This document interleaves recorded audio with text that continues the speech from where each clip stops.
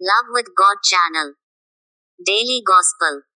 யோவான் நற்செய்தியிலிருந்து வாசகம். அதிகாரம் 3, இறைவார்த்தைகள் 22 முதல் 30 வரை. இவற்றுக்கு பின்பு இயேசுவும் அவர்தம் சீடரும் யூதேய பகுதிக்குச் சென்றனர்.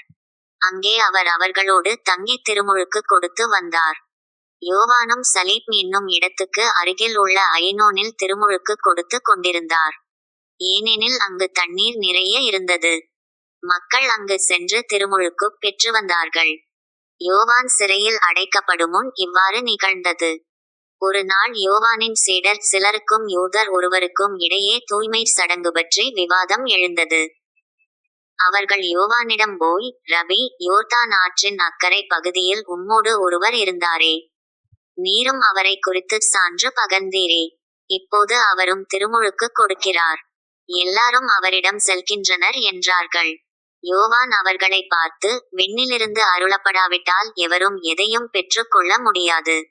நான் மெசியா அல்ல, மாறாக அவருக்கு முன்னோடியாக அனுப்பப்பட்டவன் என்று நான் கூறியதற்கு நீங்களே சாட்சிகள். மணமகள் மணமகனுக்கே உரியவர். மணமகனின் தோழரோ அருகில் நின்று அவர் சொல்வதை கேட்கிறார், அதில் அவர் பெருமகிழ்ச்சி அடைகிறார். என் மகிழ்ச்சியும் இது போன்றது. இம்மகிழ்ச்சி என்னுள் நிறைந்துள்ளது. அவரது செல்வாக்கு பெருக வேண்டும், எனது செல்வாக்கு குறைய வேண்டும் என்றார். இது ஆண்டவர் வழங்கும் அருள்வாக்கு. இறைவா, உமக்கு நன்றி.